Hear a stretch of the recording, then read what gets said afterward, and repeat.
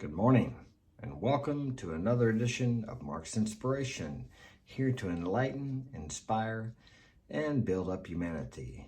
And today, my humanity is you, my 1,378 subscribers. Got another one yesterday. Welcome. Glad you are here. Today, we're going to talk about surrender, the illusion of action, letting go. Some of you may think of these as mystical terms, but really not. They're very practical. We will get to that right after this, and like and subscribe right now. You have to be strong enough to endure these things. You have to approach women. With today's social media, she's constantly being hit on. Women are always in the game.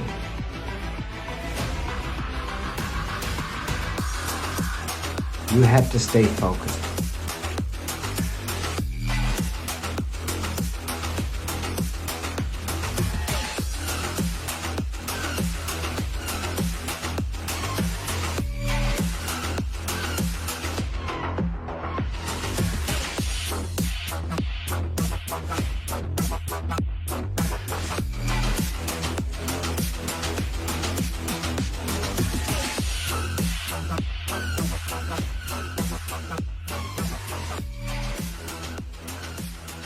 We are men. That's what we do. Okay, what do I mean by the illusion of action? We are human beings, not human doings. Although we have to take action to be, to a certain degree. But we're here, we exist. But we are motivated through internal urges, intuitive nudges, desires to take action on things, which is all good and fine. We need to take action. That's actually part of being a mental or emotional, physical, and spiritual being. We need to address all of those. The physical is the action part of us. Without action, you wouldn't have this device you're watching me on. Without action, you wouldn't have a home to live in. Without action, you wouldn't have food to eat. You have to get off your ass and go out and get something to eat. Somebody has to get up out of bed in the morning to deliver that food. Someone has to make that food or pick that food and process it. So action is very good. We need action, and it makes you feel better. A lot of people that get depressed are people who don't take enough action. They sit around too much and think too much. What's the old saying in the big black book? Idle hands are the devil's workshop. We need to be taking action. If we sit around too much, we have a little too much time to think about things. And if we don't have something constructive to think about, to fill our mind with, we will come up with something destructive. And we will create a crisis. The imaginings in our mind need to be controlled. You need to steer them in the direction of fulfill goals, dreams, and desires. And when you do this, you will get intuitive nudges, urges, desires to take action on something in the direction of your goals. If you have written goals, write your goals down. Make a plan. You don't have to know the whole journey, exactly how you're going to get there. Maybe your plan will just be, I don't know what to do. I need to read this book. So you write down, I need to read this book. You get the book, you start reading it. And before you finish that book, you will know the next step. It's really not that difficult. But too many people want to know the whole journey before they ever start, so they never start. Another thing about action is we can take too much action. You need to do the next right thing, the next thing congruent with your goals, your desires, your dreams, the next thing. Some people think, and I've heard Tony Robbins talks about, I think, massive action. And I agree with that as long as it is intuitively nudged or felt, or you're directed by your intuition. When it's from your conscious mind, from your figuring out the way mind, usually it may get you in trouble or get you to where you feel frustrated. Anytime you're feeling really frustrated, or like you're stepping on people's toes, or you are stepping on people's toes, you've taken action a little too far. People do accomplish things doing that. I've done that in my past. But many times you will find out once you get what you wanted that you may have been better off not to get it. If you have to ride roughshod over people, push people, coerce people, manipulate people, scare people to get what you want, you'd be better off without it. Because things like that, when you acquire them, you will have no peace, no contentment, no fulfillment from that. Because you are so focused on getting what you want, thinking that when you get that, you're going to be good. But it doesn't work that way. And many times guys do that with women to the point of getting an ex parte put against them. Because we watch these movies where these guys chase these women, they chase them. She's just leaving on the airplane and he runs out on the tarmac and he's yelling at her and they stop the plane. And he gets up in the plane and she says, "Oh, yes, you're the one for me."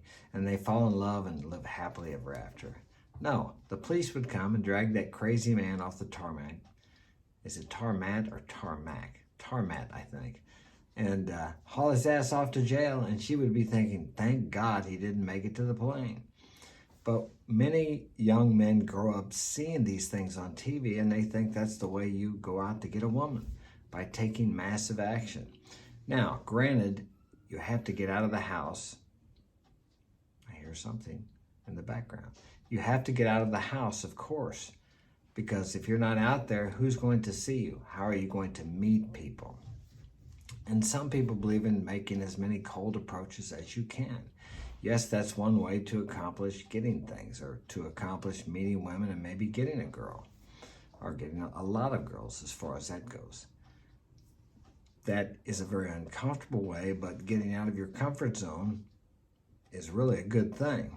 Now, if you felt, if you feel moved or that you need to do that, then by all means go out and make a lot of cold approaches every day. Most people don't. The best thing I can tell you to do is to see and feel that you already have what you want. Dream about the girl that you want, or the girls that you want, or whatever situation you want in your life, however you want your life to be. Visualize that, think about that, dwell on that as if it already is that. And what will happen is, and make affirmations that confirm that. And what will happen is, over a period of time, if you're consistent with this, the outside world will give you opportunities and bear witness to this coming true. But then you have to take the action when the opportunity arises. And there will be fear. For example, let's say you're affirming that you're dating 3 or 4 good-looking women. I mean, just hot 10s. And you're believing this, you're seeing it, you're visualizing yourself doing this, you're feeling yourself doing it, you're seeing the girls in your mind's eye, beautiful bodies, faces, just really fine chicks. Then you're out one day and all of a sudden you see a girl looking at you and she is hot. And she looks over at you and smiles and looks away. And your first intuitive thought is, I need to go talk to her. But then you think, man, she's awful good looking. She's probably got a boyfriend. She's probably married. You look at her hand. She's got a ring on. But you're not sure if it's a wedding ring, but it probably is. So you don't approach. There you go. You've been visualizing, dreaming, thinking, affirming what you want. The opportunity arises, but you don't take action on it. There is the place you need to take action. You didn't do it. So anytime you have a desire of anything, whether it's to meet a beautiful woman, whether it's to open a business, whatever it happens to be, and you affirm that, believe it, see yourself living that life that you want, you will be given opportunities in life. They were always there, but you couldn't see them. We have what are called lacunas. They block us from seeing what we desire. But when we convince ourselves through visualization, affirmations, that we already have what we desire, then we see the opportunities for that, which were always there, but we could not see them because they were blocked off because of our limited thinking, our limited consciousness.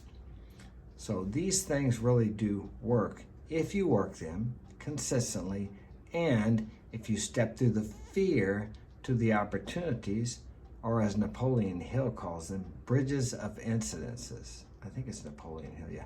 Bridges of incidences. You have to pass over these bridges. Now there's a big troll under the bridge that might get you if you cross over, so you're afraid, but you got to cross over that bridge anyway.